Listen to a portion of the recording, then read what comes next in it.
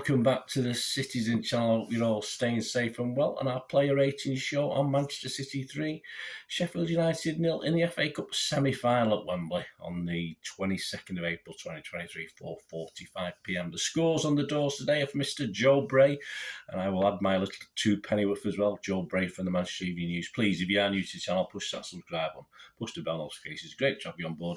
Everything's City, past, present, like now. Well, it is past now, isn't it? It's a day gone. And forever, of course, on this channel. And if you can push in those buttons, it'd be great. You can push the little like button for this particular vlog as well, and tell your friends, spread the word about the channel. The more the merrier. Right, let's get on with this without further ado. Yes, Ortega, Stefan Ortega. It's nice to have someone different to rate, isn't it? Joe Bray says second choice goalkeeper produced a huge save in the second minute to deny Ilman Ndidi, whatever it's called, his name. Yeah, I did say, well, it is known that he was probably their main threat, but I thought his finishing wasn't great. I thought he had plenty more his first couple of minutes of a semi-final at Wembley. I'm not going to degrade the poor lad, but he made it a little bit easy for Ortega to make the save. For simple, I certainly would expect any half-decent keeper to make that sort of save. And yeah, but if he'd shown, or if he'd fluffed it perhaps or mishit it, he might have scored a goal. But yeah, we got away with that one. I think Gomez got skinned a little bit. We'll probably talk about that. It wasn't the greatest start for poor old Gomez, who surprisingly was given the left-back spot. Yeah, I was a bit surprised by that. Anyway, Joe went on to say he was dependable whenever Sheffield United threatened again. Yeah, so I can't argue. He did what he had to do. But Joe's given us 7. Joe's given us 7. I've given him a 7. And I said he wasn't really troubled that much. Obviously, that save would have helped to settle his particular nerves. If you think back to Zach Steffen last season, he didn't get that opportunity, did he? Kyle Walker, Joe said, moving well into midfield, Walker responded to recent comments from Pep about his inability to play in City's new system, where John Stones and Rico Lewis have impressed off the right. His return to form will be a boost for the running. Yeah, nothing wrong with Kyle yesterday. One woeful shot, I remember, where I thought, what the hell are you doing, mate? He has scored from distance, but very few and far between.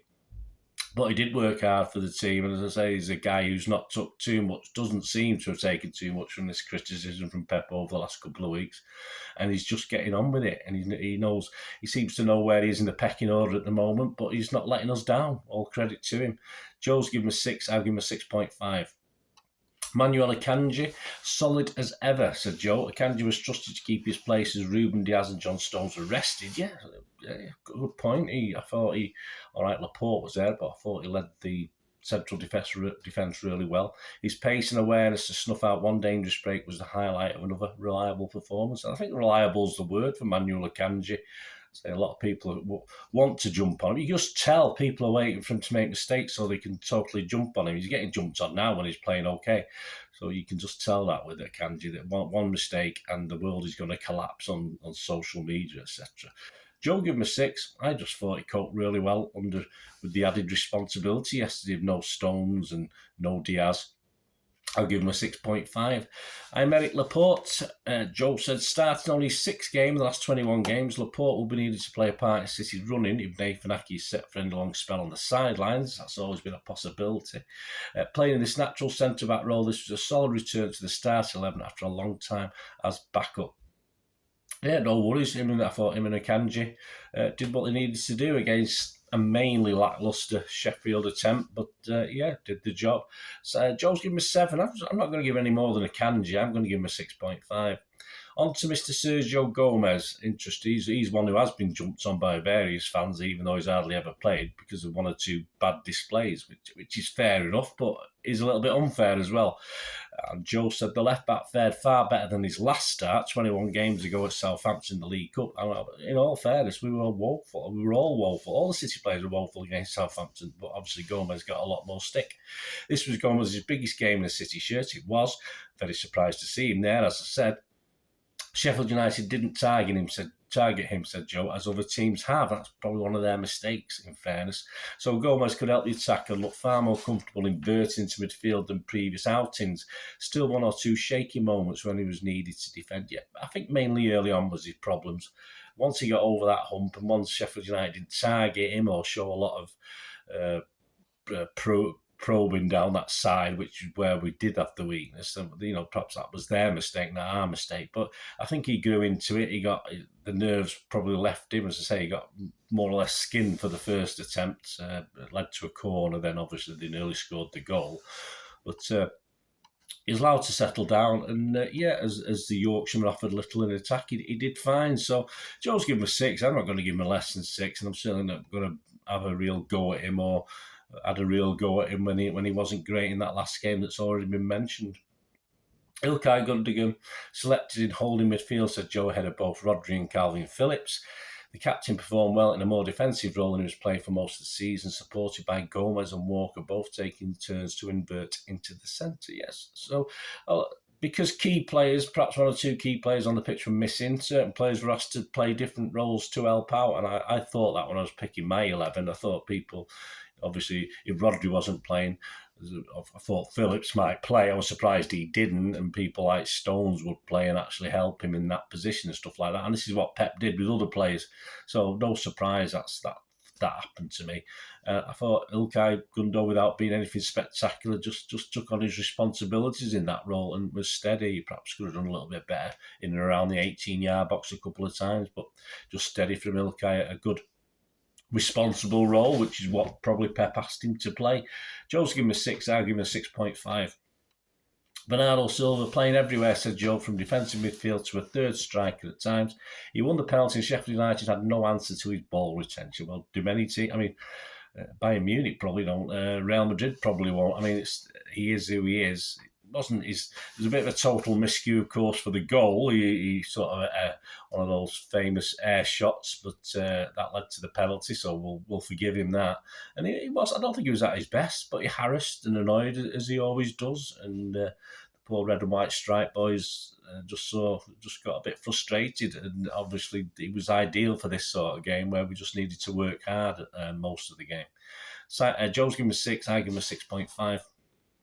Jack Grealish was one of Jack Grealish's quieter performances, said Joe, of late. Not lacking effort, it felt like nothing would come off for the winger until he found Mahrez smartly for the third goal that confirmed City's place in the final. It's one of those where he ended up with 2 or 3 men on him every single time, stood still on that left-hand side of the D. So he's better when he's moving from midfield, etc. It's just one of those games where we didn't utilise perhaps his assets, but he was capable of holding on to it. I think one time he went on a dribble where he just wasn't going to get through the gap. He just walked into the players and lost the ball. We saw that a lot in his first season, not so much in this season. But not a lot happened. But he did his bit for City, and that's all ever we can ask of players when things aren't going perfectly in games like this, which are a bit staid, in fairness. So Joe gave him a 7. I'm going to give him a 6.5. Riyad Mahrez. These are sort of games sometimes he loves. People might call it stat padding. I don't know what they call it, but you've got to take responsibilities like step up and take penalty kicks. But I totally didn't agree with it. Fair enough.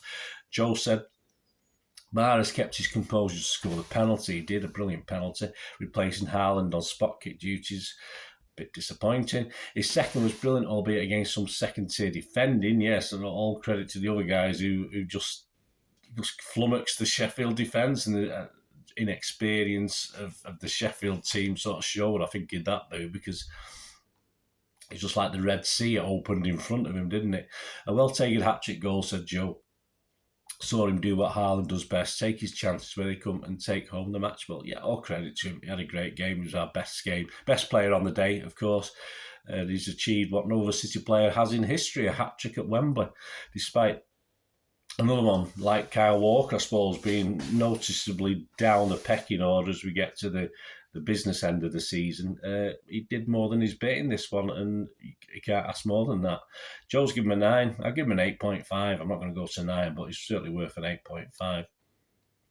Julian Alvarez, Joe said, one good effort, well saved as he partnered Haaland in attack on a rare start in the front 2. A performance with plenty of hard work, but maybe not the headline contributions as he showed for it. Yeah, as I said, I was getting a little bit confused with my eyes, Alvarez and Bernardo, and I think Bernardo was the one I saw most, and I might have thought it was Alvarez, but it was difficult to remember any particular good things apart from work rate, which against Sheffield United yesterday was probably 80% of winning the game was just working hard and matching that work ethic, and that's what he did. Joe's given him a 6. I've got to give him a 6. I won't give him any less than that. Erling Haaland, Joe said, improved after the break following an almost anonymous first half.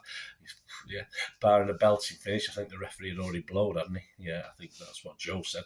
His decoy run opened up space for Mahrez to run down the middle and score his second. A useful rest for the last 25 minutes. Yeah, he probably could have been rested 90 minutes. I didn't have him down in my starting lineup. I think he probably could have started Alvarez, but would Alvarez have done that run that Haaland did to take Sheffield players out of it? Probably. So it wouldn't have really made any difference. But just that's what I like about it. He'll liven up for the Arsenal one now. I'm sure he tends to have little phases, and let's hope that's a quieter game. And now he has a lively one. Joe's giving me 6. I'll give him 6. The subs, some of the subs that had time on. Cole Palmer was on 67 minutes. I was quite impressed. Certainly no detriment. Joe said got stuck in after coming on. Certainly no detriment to that left-hand side for us. I thought he did as good a job, and he looked perhaps keener than Jack Grealish, so that we didn't lose anything by bringing Cole Palmer. A couple of things didn't quite go for him. It was an almost performance from Cole where he could have had an assist or a goal himself. But yeah, Joe should give him a 6. I'm going to give him a 6.5. I thought he has been getting some odd minutes and not looking as keen. I thought it was okay. I thought it was fine yesterday. I thought it was okay. Calvin Phillips, Joe said he came on 75 minutes. Joe said another useful run out in the defensive midfield, but this was a game he should be starting. I agree. And it was telling that Gundo got the nod even when Rodri was rested. Yeah, it did surprise me. It is a bit of a worry. I'm sure he'll buckle down and get on with it. I'm sure Pep's putting his arm around him and having words with him. But he did get what? 18 minutes with injury time yesterday. All right, not fantastic, but at Wembley, wouldn't have done him any harm. That's all we can say. Joe's given him a 6. Yeah, I will mark him. I'll give him a 6 just because it's he's on the pitch. Well done, mate. Phil Foden on 76. Nice to see Phil Foden come on. I doubt he'll be playing on starting against Arsenal still, but he's there ready to make an impact. Joseph plays a strike alongside Alvarez, who replaced Haaland. Energetic, I thought. Not much more impact than that, but just added, just gave a down and out Sheffield team by that time a bit more to think about. So Joe's giving him a 6. I give him a 6. Rico Lewis was on 81 minutes. And I'm not going to give him a mark. I thought he played well. Joe said replaced Bernardo Silva's slot into midfield. I thought he played fine.